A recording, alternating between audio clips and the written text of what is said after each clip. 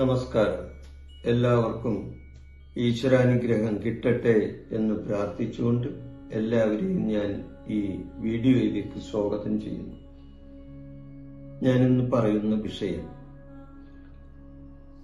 ശത്രുശല്യം നമുക്ക് സ്വയം ഇല്ലാതാക്കാം എന്ന വിഷയമാണ്. ശത്രുശല്യമുണ്ടോ? നിങ്ങൾക്ക് ശത്രുശല്യമുണ്ടെങ്കിൽ നമ്മൾക്ക് തന്നെ അത് സ്വയം ഇല്ലാതാക്കാവുന്ന മാർഗങ്ങളുണ്ട് ശത്രുദോഷത്തിന്. ഇപ്പൊ ശത്രുദോഷം എന്ന് പറയുന്നത് ഒട്ടുമിക്ക ആൾക്കാർക്കുള്ള ഒരു സംഗതിയാണ്. മനുഷ്യരിൽ മാത്രമല്ല, ഇപ്പൊ രാജ്യങ്ങൾ തമ്മിൽ തന്നെ ശത്രുതയാണ്, ഇല്ലേ? എന്താണ് ഇപ്പൊ നടക്കുന്നത്? യുദ്ധത്തിന്റെ ഒരു പ്രതീതിയാണ്, ഇല്ലേ? യുദ്ധം, അവിടെ ഇവിടെയൊക്കെ ബോംബിടലും, ഒരു രാജ്യം മറ്റൊരു രാജ്യത്തിനെ ആക്രമിച്ചുകൊണ്ടിരിക്കുന്നു, ഒരു രാജ്യം തന്നെ പല രാജ്യങ്ങളെ ആക്രമിച്ചുകൊണ്ടിരിക്കുന്നു. അങ്ങനെ പല വിധത്തില് ശത്രുദോഷം രാജ്യങ്ങൾ തമ്മിലുണ്ട്. പിന്നെയാണ് മനുഷ്യരുടെ ഇടയിൽ, ഇല്ലേ?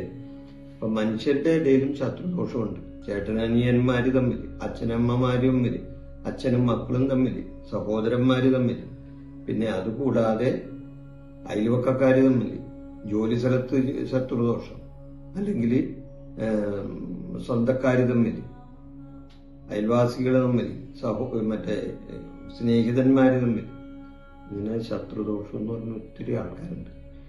ഇതില്ലാതാക്കാൻ ചിലവർ ചെയ്യുന്ന എളുപ്പ വഴിയാണ് കൂടോത്രവും മന്ത്രവാദവും. അതിനുവേണ്ടി ആയിരക്കണക്കിന് രൂപ ചെലവാക്കുന്ന ചില ആൾക്കാരുമുണ്ട്. അപ്പൊ ശത്രുദോഷത്തിന് കൂടോത്രത്തിന്റെ പിന്നാലെ പോകരുത്. അത് നമുക്ക് തന്നെ ദോഷം ചെയ്യും. നമുക്ക് സ്വയം ചെയ്യാവുന്ന കാര്യങ്ങളുണ്ട്. അങ്ങനെ ദോഷങ്ങളുണ്ടെങ്കിൽ, ഒരു ശത്രുവിന്റെ ദോഷം നമ്മൾക്ക് ഏറ്റിട്ടുണ്ടെങ്കിൽ നമ്മൾക്ക് ചെയ്യാവുന്ന ചില കാര്യങ്ങളുണ്ട്. ദൈവികമായിട്ട് ആ കാര്യം നമ്മൾ സ്വയം ചെയ്താൽ തീർച്ചയായിട്ടും ഒരു ശത്രുവിന്റെ ദോഷവും നമ്മൾക്ക് ബാധിക്കില്ല. പക്ഷേ അത് ചെയ്യുമ്പോൾ മനഃശുദ്ധിയോടുകൂടി ചെയ്യണം. നല്ല ഭക്തിയോടെ മനഃശുദ്ധിയോട് കൂടി ആ വഴിപാടുകൾ ചെയ്യുകയും അല്ലെങ്കിൽ അതിനനുസരിച്ചുള്ള പ്രവർത്തനം നടത്തുകയും ചെയ്താൽ തീർച്ചയായിട്ടും ഈ ശത്രുദോഷം നിങ്ങളിൽ നിന്നും അകന്നു പോകും. അതിന് ചെയ്യാവുന്ന പല മാർഗങ്ങളുണ്ട്. ഓരോന്നോരോന്നായിട്ട് ഞാൻ പറഞ്ഞു തരാം.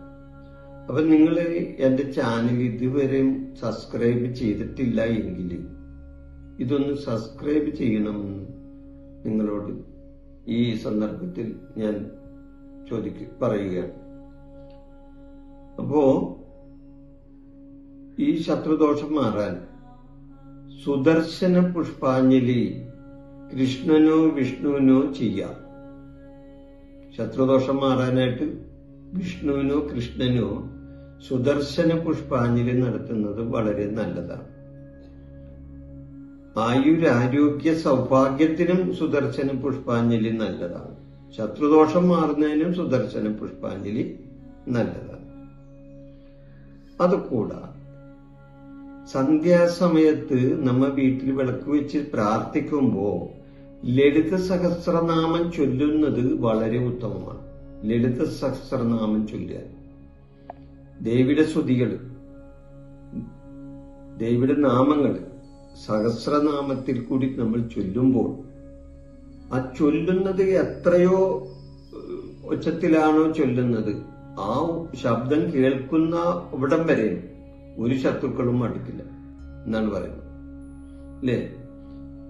അപ്പോ സന്ധ്യാസമയത്ത് ലളിത സഹസ്രനാമം, ദേവിയുടെ നാമം ചൊല്ലിയാൽ, സഹസ്രനാമം ചൊല്ലിയാൽ തീർച്ചയായിട്ടും അവിടെ ഒരു ശത്രുവും നമ്മളിലേക്ക് അടുക്കില്ല, ശത്രുദോഷവും നമ്മളിലേക്ക് വരില്ല. സ്ഥിരമായി ചൊല്ലണം. അതുകൂടാതെ ഓം നമോ നാരായണ എന്ന് ഒരു 108 പ്രാവശ്യം ചൊല്ലിയാലും, ഓം നമഃശിവായ എന്ന് 108 പ്രാവശ്യം ചൊല്ലിയാലും നമ്മുടെ മനസ്സിന് കരുത്ത് തരും ഈ മന്ത്രങ്ങൾ. തീർച്ചയായിട്ടും ഒരു ശത്രുബാധകളും ശത്രുദോഷങ്ങളും ഈ മന്ത്രോച്ചാരണം ചൊല്ലിയാൽ നമ്മളിലേക്ക് അടുക്കില്ല. ഓം നമോ നാരായണ, ഓം നമ ശിവായ, ഈ മന്ത്രങ്ങൾ ചൊല്ലിയാൽ മാത്രം മതി. ഇതൊക്കെ നമ്മളിൽ ഒരു ഇതും അടുക്കില്ല. അതുകൂടാതെ ഭദ്രകാളിക്ക് രക്തപുഷ്പാഞ്ജലിയോ അല്ലെങ്കിൽ കാളി സൂക്ത പുഷ്പാഞ്ജലിയോ നടത്തുന്നത് നല്ലതാണ്. അതായത് ഭദ്രകാളിക്ക് കാളി സൂക്ത പുഷ്പാഞ്ജലിയോ രക്തപുഷ്പാഞ്ജലിയോ നടത്തും. 7 വെള്ളിയാഴ്ച അടുപ്പിച്ച് നടത്തണം. ഒരു വെള്ളിയാഴ്ച നമുക്ക് കടും പായസവും കൊടുക്കുന്നത് നല്ലതാണ്. കടും പായസം എത്ര വേണമെങ്കിലും ദേവിക്ക് കൊടുക്കാം. ഞാൻ ഒരെണ്ണം പറയണുള്ളൂ. കാരണം ദേവീനെ ലളിത സഹസ്രനാമത്തിൽ ദേവിനെ സ്തുതിച്ചുകൊണ്ട് പറയുന്നതാണ് പായസാന്നപ്രിയ എന്നാണ് പറയുന്നത് ദേവിന്. അപ്പൊ ഭദ്രകാളിക്ക് എത്ര പായസം കൊടുത്താലും കുഴപ്പമില്ല. എന്നാലും ഞാൻ ഒരു വെള്ളിയാഴ്ചയെങ്കിലും കൊടുക്കണം. 7 വെള്ളിയാഴ്ച നിങ്ങൾ കാളി സൂക്ത പുഷ്പാഞ്ജലി നടത്തിയാൽ ഒരു വെള്ളിയാഴ്ച നമുക്ക് പാൽപായസം കടും പായസം കൊടുക്കാം. അതും പറ്റൂല എങ്കിൽ ശിവന് മൃത്യുഞ്ജയ ഹോമം നടത്തുന്നതും മൃത്യുഞ്ജയ പുഷ്പാഞ്ജലി നടത്തുന്നതും ആയുസ്സിനും ആരോഗ്യത്തിനും ശത്രു ഭയം തീരാനും വളരെ നല്ലതാണ്. ശിവന് മൃത്യുഞ്ജയ ഹോമം മൃത്യുഞ്ജയ പുഷ്പാഞ്ജലി ചെയ്യുന്നത് ആയുസ്സിനും ആരോഗ്യത്തിനും ഏറ്റവും നല്ലതാണ്. അതോടൊപ്പം ശത്രുഭയം തീരാനും അത് നല്ലതാണ്. ഇനി അതുകൂടാതെ ശിവന് അഘോരമന്ത്ര പുഷ്പാഞ്ജലി നടത്തുന്നത് വളരെ നല്ലതാണ്. ശിവന് പക്ഷേ എല്ലാ ശിവനും അഘോരമൂർത്തിയല്ലട്ട. എല്ലാ ശിവനും അഘോരമൂർത്തിയല്ല.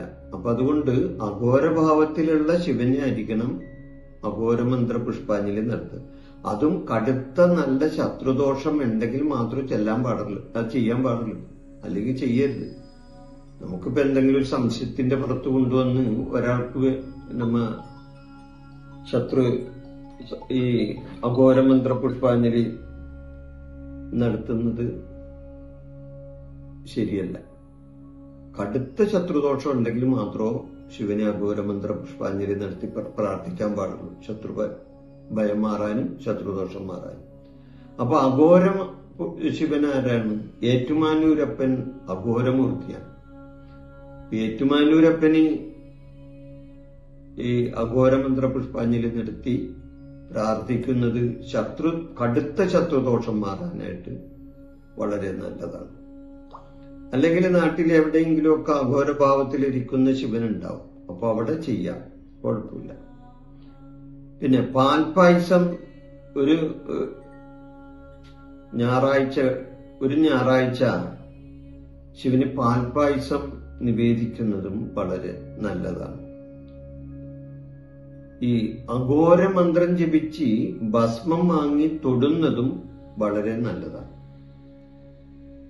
അഘോരമന്ത്ര ജപിച്ച് ഭസ്മം കൊടുത്ത ഭസ്മത്തിലെ അഘോരമന്ത്രം ജപിച്ച് വാങ്ങി ആ ഭസ്മം